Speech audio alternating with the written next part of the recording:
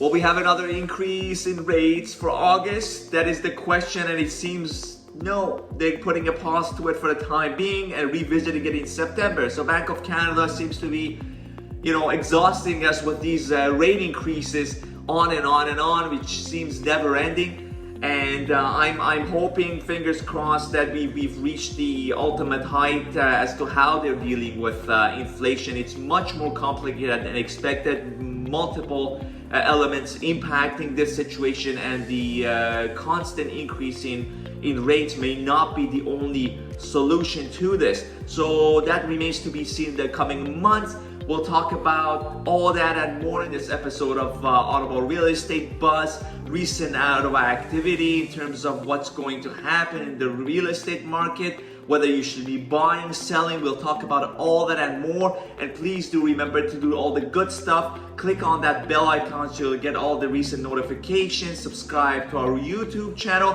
and to like this video. So let's get going.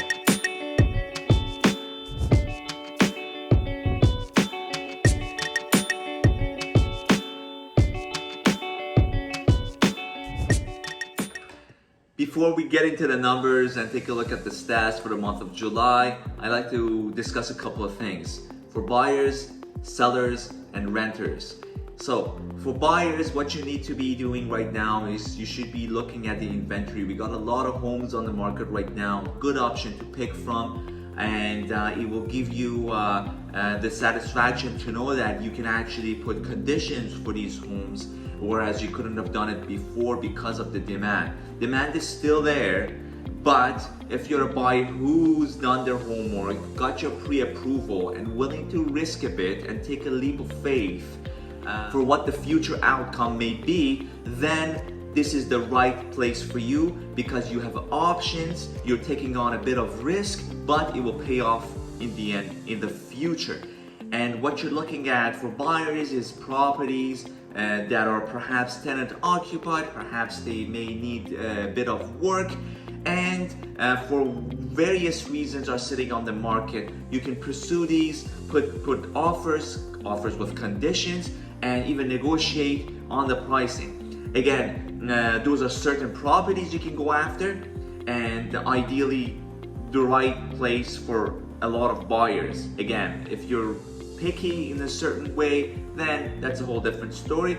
But if you keep your range and options open, it's a really good market for a buyer to go into. And then we're looking at sellers. Why would I sell my property now?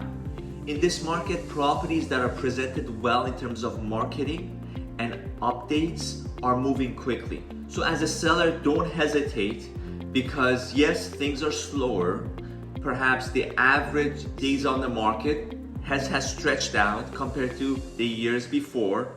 Yet, I feel if the property is presented well and marketed well by a realtor and it's priced right, we're still seeing properties move. Things are moving, and you'll see what the residential freehold average price is. That what I'm saying is true. Rather, you have to make sure your property is well presented. And if it's a tenant-occupied property or property that's dated with tenants, unfortunately, there's not much you can do. You have to really wait until they move out for you to do something. Or if you have a dated property, I highly recommend to spend at least a month or two to do the proper updates and then market it. And this way, you will get the full potential. You'll see that even in a market that seems to be stale, such properties will move quickly and will get the price they deserve. So that's for the sellers. Now for renters, tough market. A lot of pressures happening right now. A lot of people selling their homes due to variable rates, perhaps a lot of pressure, or they feel they need to make a move and move into rentals. At the same time, you have people coming from different cities, migrating, looking for rentals to get a better feel for Ottawa, and also immigration from other countries. They're coming in, they want to feel the market. It will take some time until they rent and perhaps pursue a purchase. And these are all putting a lot of pressure on the inventory and the average rent and the availability and that we haven't seen such a thing in a long time as to the number of applicants that are going for these rental properties, and it's just unheard of. So now let's take a look at the numbers for the month of July. We'll take a look at the general Ottawa surrounding, and we'll get more specific into each category. Looking at the residential freehold for 2022, we had 7,971 units sold, and 2023 6,810. That's a drop of 14%. And looking at the average sale price for the month of July for residential freeholds, 2022 805,000 approximately, and 2023 735,000, and that's a drop of 8.7%. And looking at the condominium market for the number of sales for 2022, we had 2,677 units, and 2023 2,165, and that's a drop of almost 19%. And for the condos, the average sale price for 2022, 462,000 approximately, and 433,000 for 2023. That's a drop of 6%. And we'll see more specifically what's happening here. Looking at the residential number of list versus sold units for the month of July. Now the inventory is much more due to the interest rates, right? So the pressures that we're feeling here are from the multiple rate increases, and we saw how the Bank of Canada decision not to touch rates impacted the market in the previous months, right around April onward, right before July, and now we're feeling the impact, and it's a trend, but I feel like it's just temporary and things will eventually pick up. It's just inevitable because of the shortages we're facing. And looking at the month of July 2023, we had 1,505 active listings and 656 sold units. Very similar to the trend of last year, because that's when the interest rates started to escalate as well last year this time, and we're seeing a similar trend to last year, where we had 1,596 active units and 576 sold units for July 2022. Looking at the residential freehold list sold ratio, we're almost at asking 98.4%, and again, not a lot of concern considering what we'll look at next. And looking at last year, we were at 97.5% in July 2022. So not much has changed. Rather, the average price, the average list price has increased compared to last year. Okay, so now taking a look at the residential average sale per month, and it's gone up regardless of the interest rates. We're seeing for the residential freeholds at least, and that the average sale price has gone up to $816,000 from $803,000 from the previous month, and year over year. For July 22, we had $780,000. So this is interesting, considering all of the pressures that are at play for the time being. And take a look at the days on the market residential freehold takes to sell, and that's 22 days compared to the year before, 20 days. So again, we're way down from January, which was 41 days, almost cut in half. And this is showing us that the things are moving regardless, and they will continue to do so. And I hope the Bank of Canada's tactics will start changing soon, because just the bumping of the rates will not be the only solution. Okay, now the condominium market, a bit different, not as stable as we discussed in the previous month or had seen in the previous months. Taking a look at the condominium list versus sold price, and for the month of July, 602 active units and 260 sold units, and we're seeing a huge gap now. Again, a lot to do with the increase in the interest rates, And previous year, we had more inventory.